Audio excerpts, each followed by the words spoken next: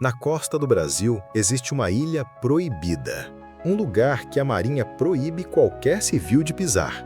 Não é uma base militar secreta, é o reino de uma das cobras mais venenosas do planeta.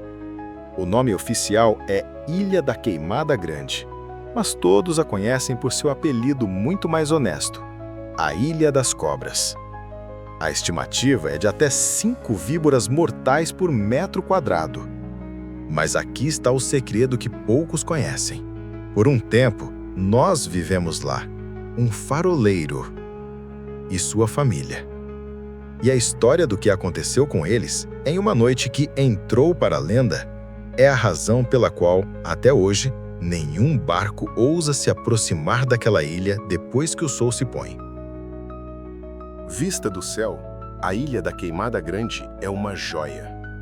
Um pequeno pedaço de terra de 430 mil metros quadrados, coberto de Mata Atlântica, a cerca de 35 quilômetros da costa de São Paulo. Parece um santuário ecológico, um paraíso perdido. Mas aproxime-se, e o paraíso rapidamente revela sua verdadeira face, a de um inferno. Esta ilha é uma anomalia biológica, um acidente da natureza que criou a armadilha perfeita e o reino exclusivo para uma única e aterrorizante criatura, a jararaca ilhoa, Botrops insularis.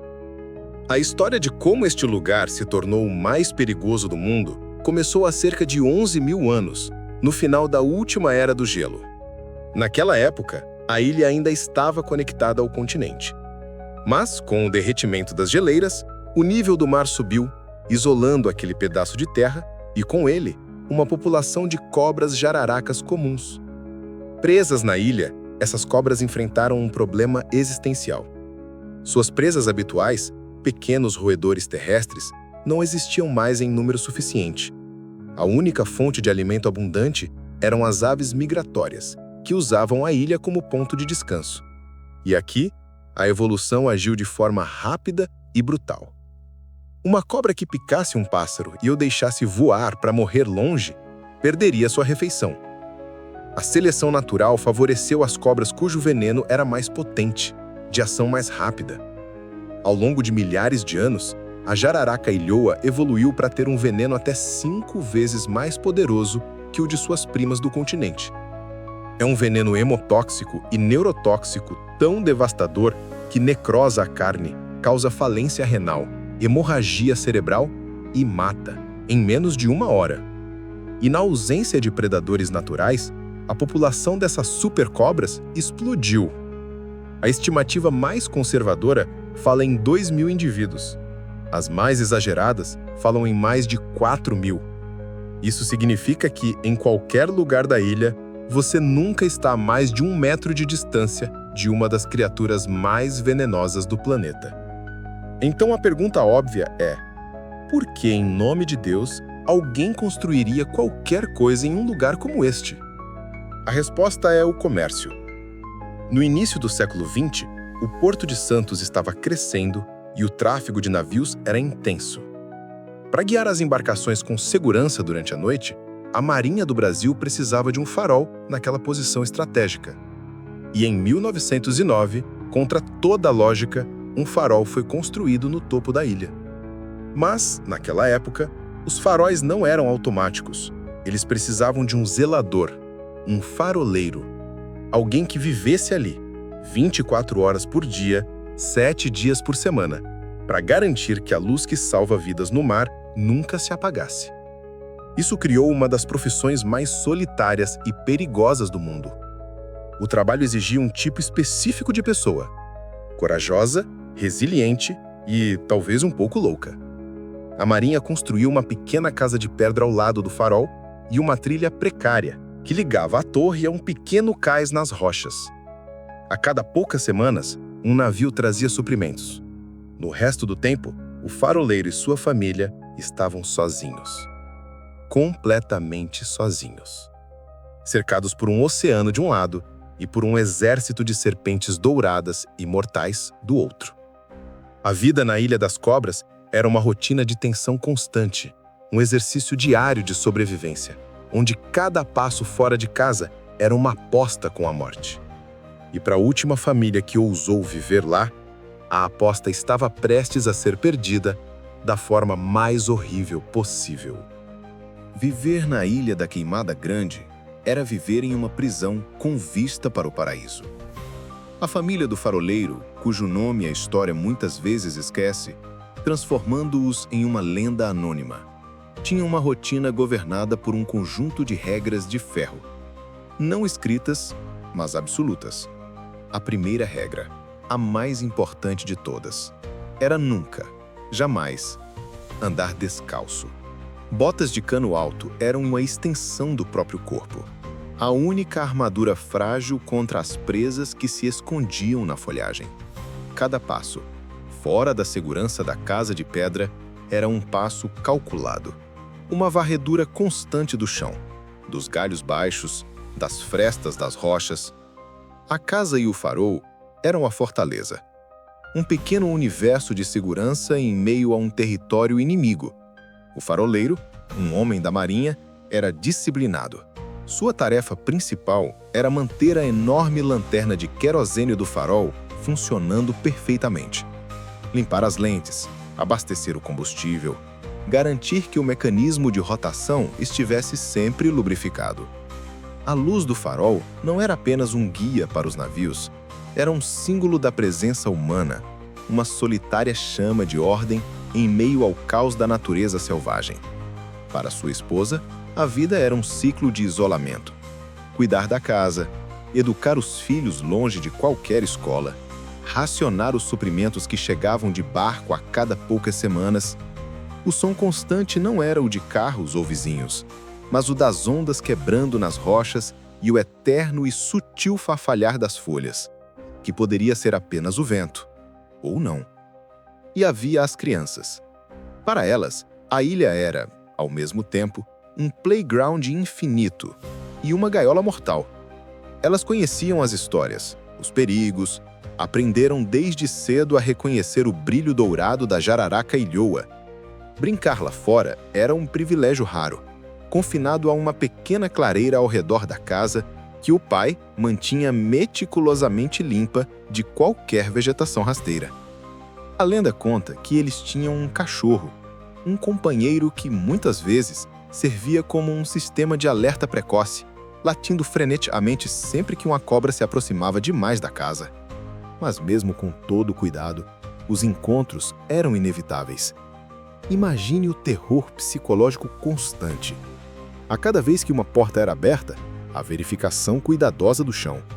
A cada noite, a inspeção minuciosa do quarto antes de dormir, procurando por qualquer visitante indesejado que pudesse ter deslizado por uma fresta. Eles contam histórias de cobras encontradas na despensa, atraídas pelo calor ou pelo cheiro de algum animal. A colheita de bananas ou frutas das poucas árvores que cresciam perto da casa era uma operação de alto risco, exigindo que uma pessoa vigiasse enquanto a outra colhia. A vida era uma negociação permanente com a morte. Apesar do perigo, havia também uma beleza crua. Os pôres do sol sobre o oceano, a visão das aves migratórias chegando em revoadas, a sensação de ser o único dono de um mundo inteiro. Mas essa beleza era sempre temperada pela consciência da ameaça. Era a beleza de uma flor carnívora. E a família sabia que sua segurança dependia de uma frágil trégua com a natureza. Uma trégua mantida pelas paredes de pedra de sua casa e pelas portas e janelas firmemente fechadas. Mas em uma noite, segundo a lenda que se espalhou como fogo entre os pescadores da costa, essa trégua seria quebrada. Uma janela esquecida, uma porta mal trancada, e o exército de serpentes que governava a ilha finalmente decidiria reclamar o último bastião de território humano. A noite mais longa da vida daquela família estava prestes a começar. A vida era uma negociação permanente com a morte. E antes de mergulharmos na noite em que essa negociação falhou catastroficamente, um aviso rápido. Se você, assim como eu, é fascinado por essas histórias de sobrevivência extrema e os cantos mais perigosos do planeta, considere se inscrever agora. Nosso canal é inteiramente dedicado a desvendar esses lugares e suas histórias. Ao se inscrever, você garante que não vai perder nenhuma de nossas futuras expedições ao limite do mundo conhecido. Ok. Agora respire fundo. A beleza da ilha, apesar de tudo, era sempre temperada pela consciência da ameaça. Era a beleza de uma flor carnívora. E a família sabia que sua segurança dependia de uma frágil trégua com a natureza. Uma trégua mantida pelas paredes de pedra de sua casa e pelas portas e janelas firmemente fechadas. Mas em uma noite, segundo a lenda que se espalhou como fogo entre os pescadores da costa, essa trégua seria quebrada. Uma janela esquecida, uma porta mal trancada e o exército de serpentes que governava a ilha finalmente decidiria reclamar o último bastião de território humano. A noite mais longa da vida daquela família estava prestes a começar. Ninguém sabe ao certo como começou. A história se perdeu no tempo, tornando-se uma lenda contada em voz baixa pelos pescadores mais velhos de Itanhaém e Peruíbe. Mas todas as versões da história concordam em uma coisa. A noite final da família do faroleiro foi uma noite de terror absoluto. A versão mais contada, a que gela o sangue, diz que tudo começou com uma janela. Talvez enfraquecida por uma tempestade, talvez esquecida aberta por uma das crianças. Apenas uma fresta. Mas em um lugar como a Ilha da Queimada Grande, uma fresta era um convite. A primeira a entrar teria sido silenciosa. Uma única cobra, talvez atraída pelo calor do corpo humano adormecido. Ela teria deslizado pelo chão de pedra, uma sombra dourada na escuridão. O primeiro a perceber o perigo teria sido o faroleiro. Talvez ele tenha acordado com um barulho estranho ou com o toque gelado da escama em sua pele. O que se seguiu foi o caos. O primeiro grito de terror teria acordado a casa inteira, mas aquele grito não espantou o perigo. Pelo contrário, ele parece ter soado como um sino de jantar para o resto da ilha. A lenda diz que não foi uma cobra, nem duas. Foi uma invasão. Como se a ilha inteira, em um ato de consciência coletiva, tivesse decidido que a presença humana não era mais bem-vinda. Elas começaram a entrar por todos os lugares. Pela janela semiaberta, por frestas no telhado, por baixo da porta. A família, agora totalmente desperta e em pânico, se viu cercada dentro de sua própria fortaleza. A casa, que antes era o único lugar seguro do mundo, havia se transformado em uma armadilha mortal. Cada sombra no chão se movia, cada canto escuro escondia uma ameaça. A luta pela sobrevivência deve ter sido desesperada. O faroleiro, talvez com um facão ou uma ferramenta pesada, tentando afastar as cobras que se aproximavam de seus filhos. A esposa, tentando bloquear as entradas com móveis e panos, mas era uma batalha perdida. Eram muitos. A cada cobra que eles conseguiam matar ou afastar, outras duas apareciam. E então, veio a primeira picada. Depois, a segunda. O veneno da jararaquilhoa é terrivelmente rápido. A dor lancinante, a visão turva, a paralisia se instalando. Em último ato de desespero, a família tomou a decisão final. Eles precisavam fugir. Sair da casa, correr pela trilha escura e chuvosa até o pequeno barco no cais. Era a única chance, por menor que fosse. A lenda descreve a cena final de forma assustadora. A família abrindo a porta e correndo para a escuridão, para o território do inimigo. Eles estavam fugindo de uma casa infestada de cobras para uma ilha infestada de cobras. Eles não conseguiram ir muito longe. A corrida desesperada pela trilha teria sido a última coisa que fizeram. Enfraquecidos pelo veneno, tropeçando no escuro, eles foram atacados por todos os lados. A ilha finalmente havia reclamado seu território. A luz do farol, agora sem ninguém para alimentá-la, começou a piscar, a enfraquecer, até que, pela primeira vez em anos, se apagou completamente, deixando a ilha e seus segredos na mais completa escuridão. O silêncio do farol foi o primeiro alarme. Para os navios que navegavam na costa, a ausência daquela luz familiar era um mau presságio. A Marinha do Brasil, após várias tentativas frustradas de contato por rádio, enviou uma embarcação para verificar o que havia acontecido. A equipe que desembarcou na ilha esperava encontrar um problema técnico, talvez um faroleiro doente. Eles não estavam preparados para o que iriam encontrar. Ao subirem a trilha que levava da costa ao farol, eles descobriram a cena do horror. Os corpos da família estavam espalhados ao longo da trilha, a poucos metros uns dos outros. O pai, a mãe, os filhos. Todos com múltiplas picadas de cobra. A casa estava revirada, com sinais da luta desesperada. E segundo as versões mais sombrias da lenda, as cobras ainda estavam lá, como guardiãs silenciosas da sua vitória. A visão foi tão traumatizante que a história se espalhou como um incêndio pela comunidade de pescadores e marinheiros, solidificando a reputação da ilha como um lugar amaldiçoado, um pedaço do inferno na terra. A tragédia forçou a Marinha a tomar uma decisão drástica e definitiva. Ficou claro que manter uma presença humana constante na Ilha da Queimada Grande era insustentável e perigoso demais. O risco era simplesmente inaceitável. A solução foi a tecnologia. O farol foi reformado e totalmente automatizado. A antiga lanterna querosene foi substituída por uma moderna, alimentada por baterias que eram recarregadas por painéis solares.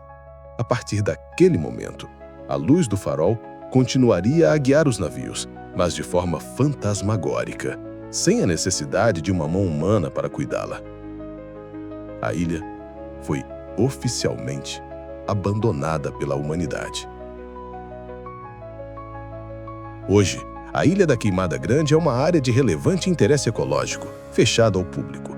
Apenas a Marinha, para a manutenção periódica do farol, e cientistas com permissões especiais do Instituto Chico Mendes de Conservação da Biodiversidade podem desembarcar legalmente em suas praias.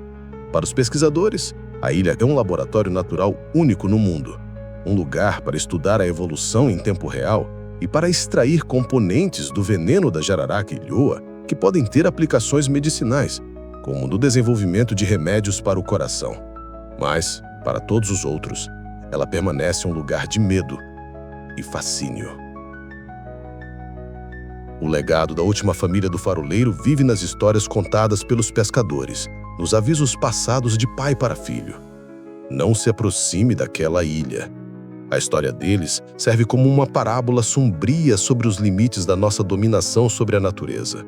Nós podemos construir faróis, podemos mapear o mundo, mas existem lugares onde não somos bem-vindos, lugares onde a natureza reina de forma absoluta e mortal.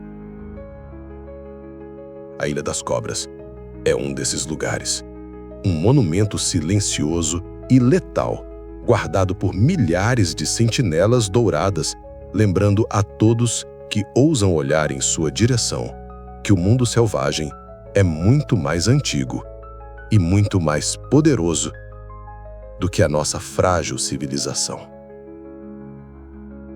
A história da Ilha das Cobras é um lembrete de que, às vezes, os monstros das lendas são reais e eles venceram.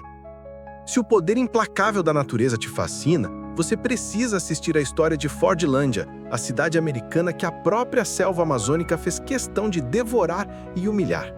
Clique no vídeo que está aparecendo aqui à esquerda. E se você quer conhecer outra história de como um fenômeno natural bizarro pode ser mortal, descubra o segredo do rio que ferve, uma maravilha da natureza que cozinha qualquer animal que caia em suas águas. Essa história está aqui, no vídeo à direita. Nosso canal é uma expedição aos lugares mais estranhos e às histórias mais inacreditáveis do planeta. Se você quer fazer parte desta jornada, a melhor forma de nos apoiar é se inscrevendo e ativando as notificações. Assim, você será o primeiro a embarcar na nossa próxima aventura. Obrigado por explorar este lugar aterrorizante conosco. Nos vemos em um local mais seguro, eu espero.